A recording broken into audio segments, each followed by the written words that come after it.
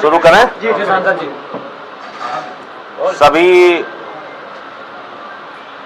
पत्रकार बंधुओं को नमस्कार। उत्तर प्रदेश में दमन, अत्याचार, भ्रष्टाचार,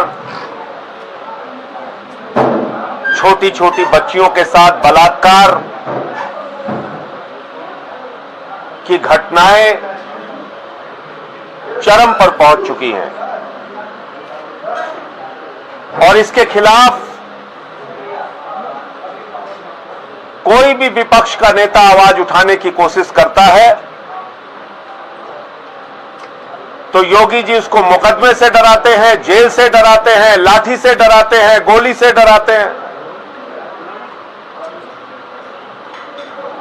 मैंने पिछले 3-4 महीनों में तमाम मुद्दों को लेकर लड़ाई लड़ी। जहां जहां अन्याय हुआ, अत्याचार हुआ, आवाज उठाई। हत्या की घटनाएं हुई, बलात्कार की घटनाएं हुई तो आवाज उठाई और मेरे खिलाफ 1 महीने में 14 मुकदमे लिख लिया। मुझे भी डराने की कोशिश की योगी जी आपने। 14 मुकदमे लिख लिया आपने। मैं आपसे नहीं डरा। आपने मेरा कार्यालय बंद करवा दिया, फिर भी मैं आपसे नहीं डरा। आपने नोटिस भेजकर मुझे गिरफ्तार करवाने की कोशिश की। मैंने ऐलानिया कहा मुझे गिरफ्तार करके जेल में डालो, मैं आपसे नहीं डरा। और आज आप जब मैं बेटियों के न्याय के लिए, हाथरस की गुड़िया के लिए न्याय मांगने आया, उनके परिवार से मिलने गया तो आपने ये कायराना हरकत कराई, ये हमला कराया।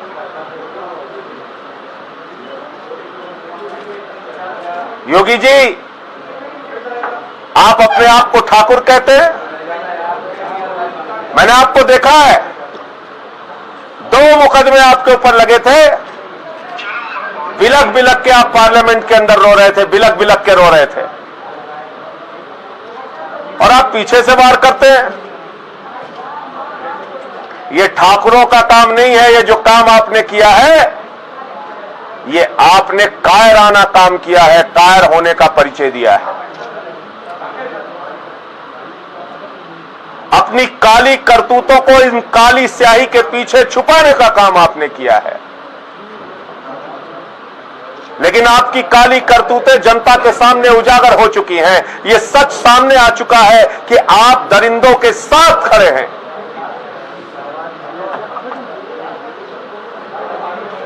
योगी जी,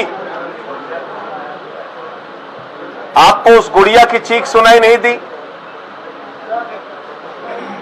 आपको बेटियों का दर्द दिखाई नहीं पड़ता? मैं भी एक बेटी का बाप हूं, एक पिता हूं। मुझे बेटी का दर्द समझ में आता है। आपको कैसे समझ में आएगा बेटी का दर्द? आपके परिवार होता तो आप उस दर्द को शायद समझ पाते। आप नहीं समझ पाए लखीमपुर खीरी की बेटी का दर्द। आप नहीं समझ पाए जौनपुर के मड़ियाओं की बेटी का दर्द। योगी जी, आप नहीं समझ पाए बलरामपुर की उस बेटी का दर्द, भदोही की उस बेटी का दर्द जो बलात्कार का शिकार हुई, जो गैंग रेप का शिकार हुई, जिनके शरीर को छत बिछत कर दिया गया, टुकड़े टुकड़े कर दिया गया। आप नहीं समझ पाए इस गुड़िया का दर्द जो मरने से पहले अपना बयान देकर जाती है, दरिंदों का नाम बता के जाती है। उसके बावजूद आपका प्रशासन, आपकी सरकार दरिंदों के साथ खड़ी है, बलात्कारियों के साथ खड़ी है। 11 दिन बाद आप फॉरेंसिक का सैंपल लेते हैं। 11 दिन के बाद अगर फॉरेंसिक का सैंपल लेंगे तो सारे डॉक्टर कह रहे हैं कि उस सैंपल का कोई अर्थ नहीं है, कोई मतलब नहीं है। 22 सितंबर के डॉक्टर की मेडिको लीगल रिपोर्ट है जिसमें इस बात की पुष्टि हुई है कि उस गुड़िया के साथ बलात्कार हुआ था, उसको आप नहीं मानते।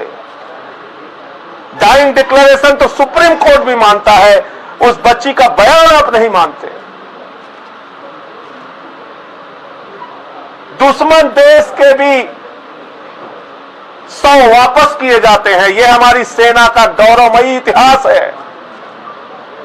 और आप एक गरीब की बेटी का 100 उसकी मां को नहीं देते। वो रोती रहती है, बिलखती है, चीखती है। आप क्या जानो योगी जी बेटी का दर्द क्या होता है? आपको कैसे पता चलेगा जब आंचल फैला के चीख चीख के वो मार हो रही थी? एक बार चेहरा तो दिखा दो। आपने नहीं दिखाया। आपने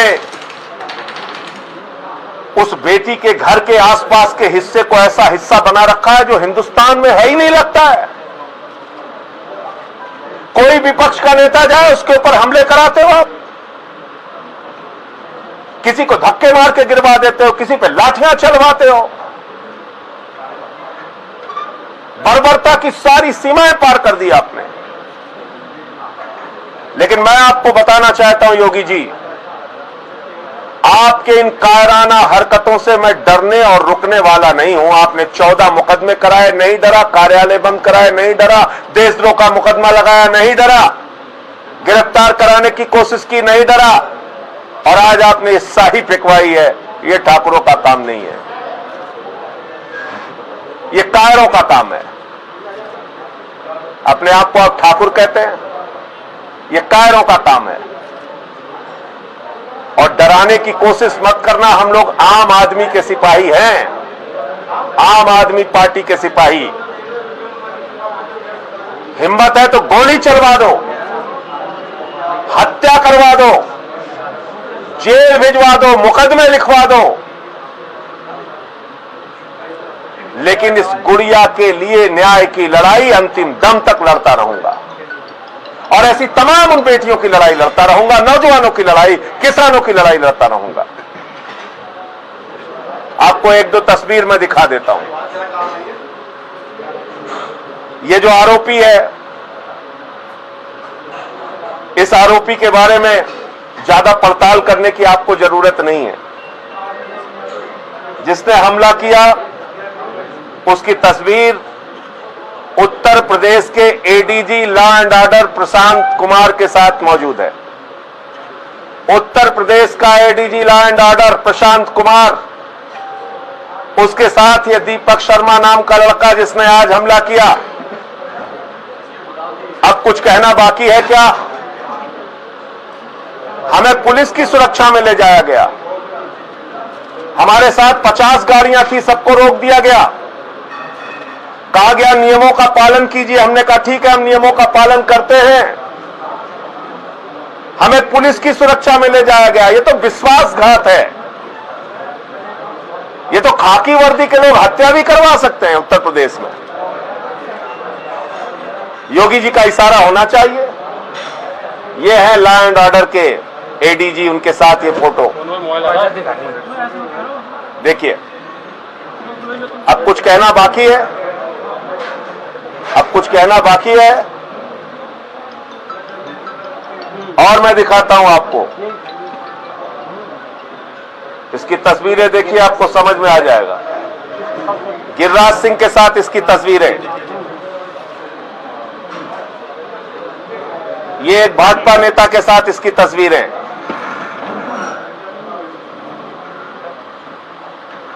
ये देखिए आप। लेकिन कायर भाजपाइयों, मैं तुम्हें कहना चाहता हूं, ये हथकंडे बंद कर दो। बेटी बचाओ का नारा देने वालों, कहां छुपे हो? सामने आओ। चौकीदार का नारा देने वाले, कहां छुपे हो? सामने आओ। जवाब दो इस गुड़िया के परिवार का। हमारे साथ हमारी डिप्टी स्पीकर विधानसभा की राखी बिरलान, ये भी वाल्मीकि समाज से आती है, गई थी दर्द बांटने के लिए, पुलिस पर भरोसा करके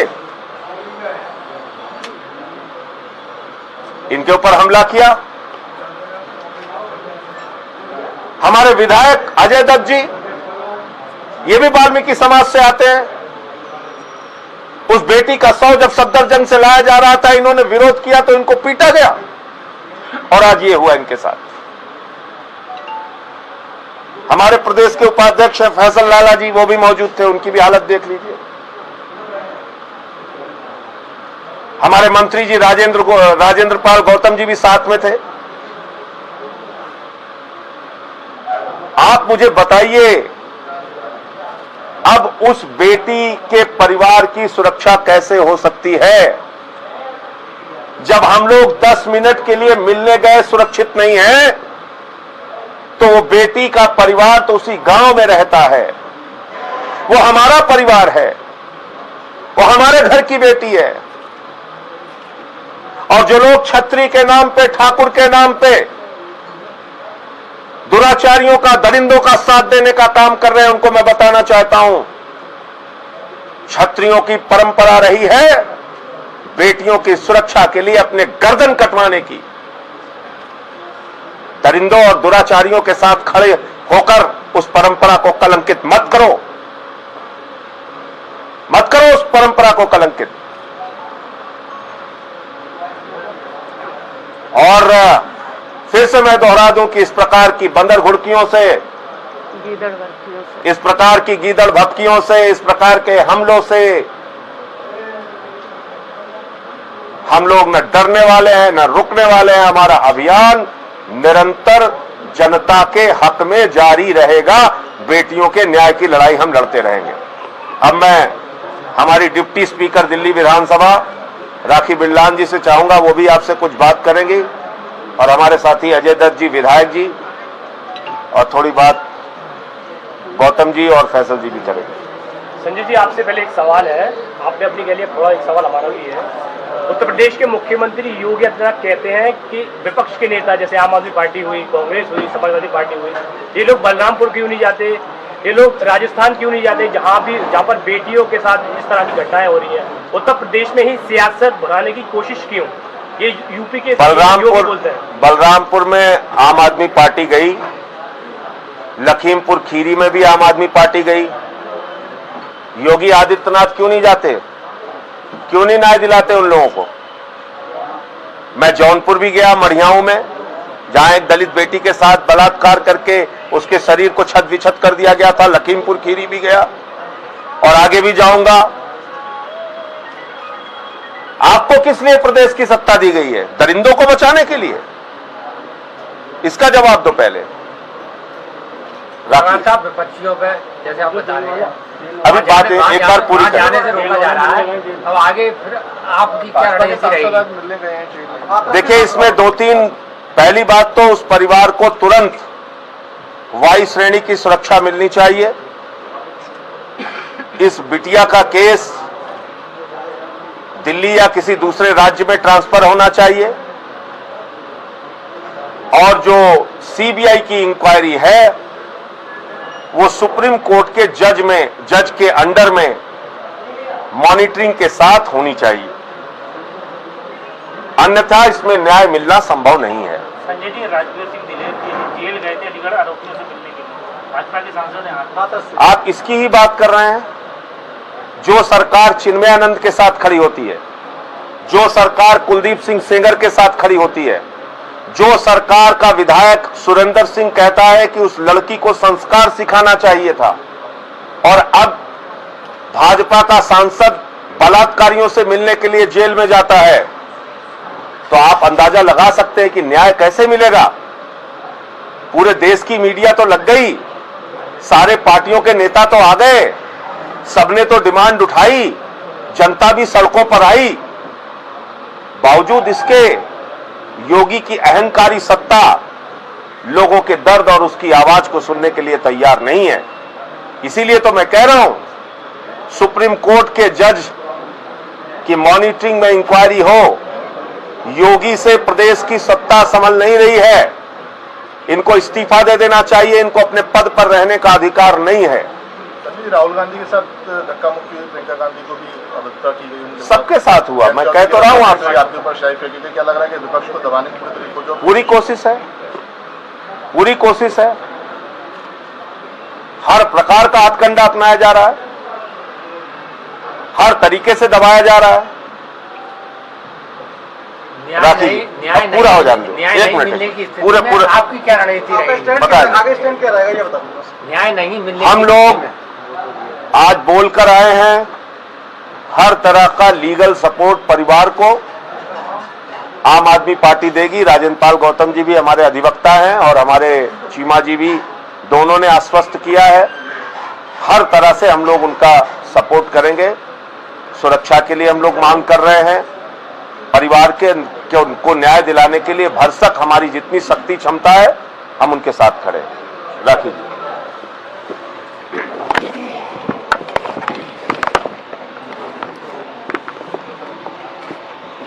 आप सभी पत्रकार बंधुओं को स्टैंड बाय। जी अपना परिचय देते हुए। आप सभी पत्रकार बंधुओं को नमस्कार।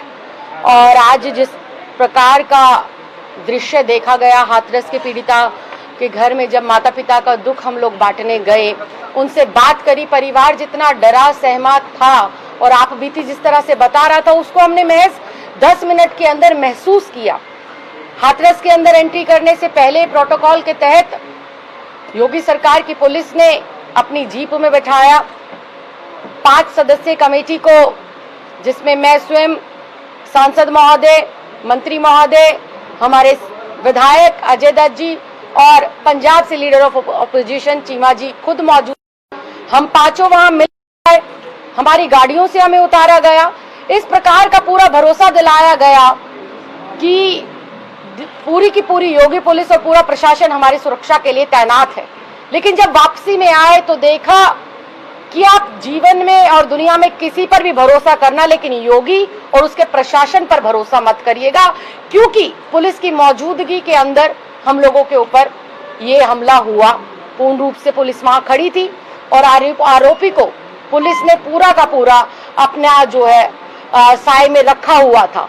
मैं सिर्फ यही कहना चाहती हूँ योगी सरकार को कि आप जितनी मर्जी शाही हम पर फिकवा लीजिए, जितनी मर्जी लाठियां हम पर चलवा लीजिए, जितने मर्जी एफआईआर, जितने मर्जी देशद्रोह के मुकदमे हम पर करवा लीजिए, लड़ाई हमारी नहीं है, लड़ाई है न्याय की। चाहे वो हाथरस की गुड़िया है, चाहे वो और यूपी में अलग अलग जगहों पर बलात्कार की शिकार हुई बेटियों की बात है। हम लड़ते रहेंगे बेटियों को न्याय दिलाने के लिए और बलात्कारियों को फांसी की सजा तक पहुंचाने के लिए। शाही फेंकनी है, शाही फेंकिए।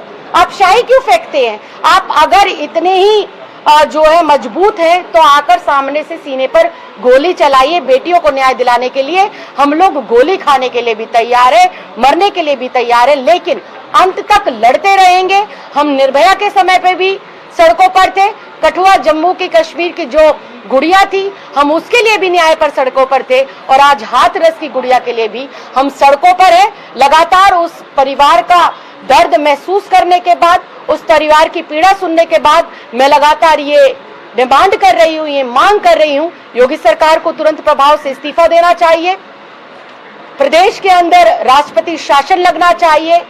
परिवार को वायु श्रेणी की सुरक्षा मिलनी चाहिए। इस केस को तुरंत प्रभाव से दिल्ली या किसी अन्य राज्य के अंदर ट्रांसफर कर बेटी को न्याय दिलाने के साथ साथ फास्ट ट्रैक कोर्ट में इस केस की सुनवाई हो और जितने भी आरोपी हैं सबको फांसी की सजा हो।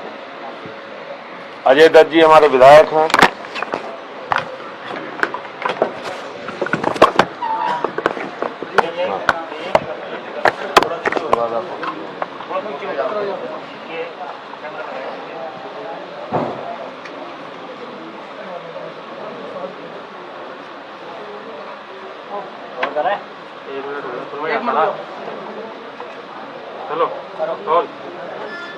आज जब हम बहन मनीषा के परिवार वालों से मिलने जा रहे थे तो हमारे बड़े भाई सांसद संजय सिंह जी और हमारे सारे मंत्री दिल्ली के और विधायक, उन सबको रोक लिया गया। उनके साथ बहुत सारे वॉलंटियर भी थे, उनको रोक लिया गया और ये कहने लगे कि वहाँ पर हम आपको अपनी सुरक्षा के माध्यम से ले जाएंगे और 5 लोगों को गाड़ी में लेके जाएंगे और एक बहुत बड़ी छावनी रूप में वहाँ पर पुलिस का अरेंजमेंट लगा हुआ था। जब वो हमें लेके गए और हम परिवार से मिलके वापस आ रहे थे, तो उस समय पूरे संयोजित तरीके से एक व्यक्ति निकलता है और वो साई फेंक कर हमला करता है, जो साई संजय सिंह जी के चेहरे पे और कपड़ों पे पड़ी और राखी बहन की तो आंखों में भी पड़ी, और पुलिस वहाँ पर उसको प्रोटेक्शन दे रही थी बाकायदा। और उसको पकड़ लिया और हमारे ही वॉलंटियर्स पे, आम आदमी पार्टी के लोगों पे लाठीचार्ज भी इन्होंने किया। ऐसा ही दिल्ली में जब मनीषा बहन के शव देने की बात आई थी, तो मैं खुद वहाँ जाकर पुलिस वालों से कह रहा था कि आप शव को मनीषा बहन के परिवार वालों को दे दीजिए, उनका राइट है, उनका हक है। तो उस समय वहाँ SHO ने, ACP DCP ने मेरे साथ बदतमीजी की, मार पिटाई की, लात घूंसे चलाए। तो हम ये जानना चाहते हैं कि यूपी में, दिल्ली में ये क्या चल रहा है? क्या यूपी के अंदर कोई कानून व्यवस्था है?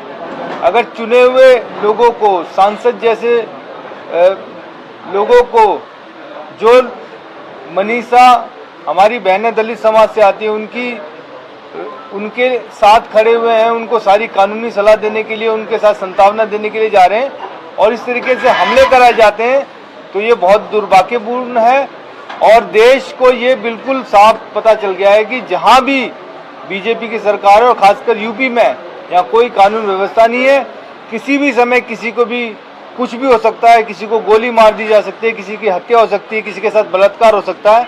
तो हम यही मांग करते हैं कि योगी, आप अपनी सीट पे बैठने लायक नहीं है, तुरंत प्रभाव से इस्तीफा दें और यूपी को योगी मुक्त, बीजेपी मुक्त करें। अब हमारे कैबिनेट मंत्री हैं राजेंद्र पाल गौतम जी, वो अपनी बात रखेंगे।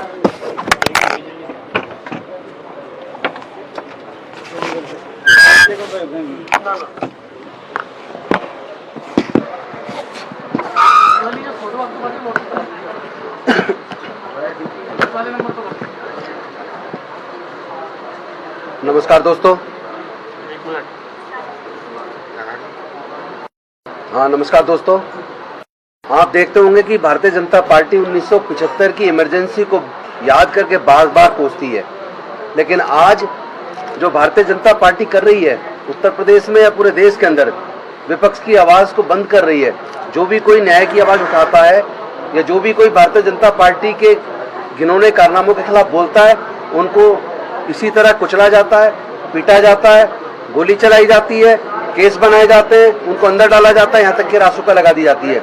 यहाँ तक कि कई सारे ऐसे पत्रकार बंधु भी हैं जिनको आवाज़ उठाने के खिलाफ उनको जेलों में डाल दिया गया, उनके खिलाफ रासुका लगा दी गई। और इस केस में हमें बिल्कुल भरोसा नहीं है कि यहाँ यूपी से हमें न्याय मिलेगा। हम सर्वोच्च न्यायालय से निवेदन करेंगे कि इस केस का ट्रायल दिल्ली के अंदर या गैर भाजपा शासित किसी प्रदेश में चलाया जाए, और अगर जरूरत पड़ी तो हम सुप्रीम कोर्ट के अंदर इसमें पिटीशन डाल के भी इसका ट्रायल गैर भाजपा शासित प्रदेश में कराने की मांग करेंगे।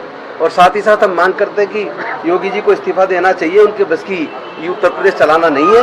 लगातार जिस तरह की घटनाएं बढ़ रही हैं, वो घटनाएं शो करती हैं कि आज कानून व्यवस्था उनके कब्जे में नहीं है, और लगातार लोगों पर जुल्म हो रहे हैं। कभी दलितों के ऊपर जुल्म हो रहे हैं, कभी महिलाओं के ऊपर जुल्म हो रहे हैं, कभी पिछड़े वर्ग के ऊपर जुल्म हो रहे हैं, कभी ब्राह्मण के ऊपर जुल्म हो रहे हैं। तो इससे क्लियर पता लगता है कि भारतीय जनता पार्टी की जो सरकार है वो संभाल नहीं पा रहे योगी जी, और उनको इस्तीफा देना चाहिए। फैसल के ऊपर एक मिनट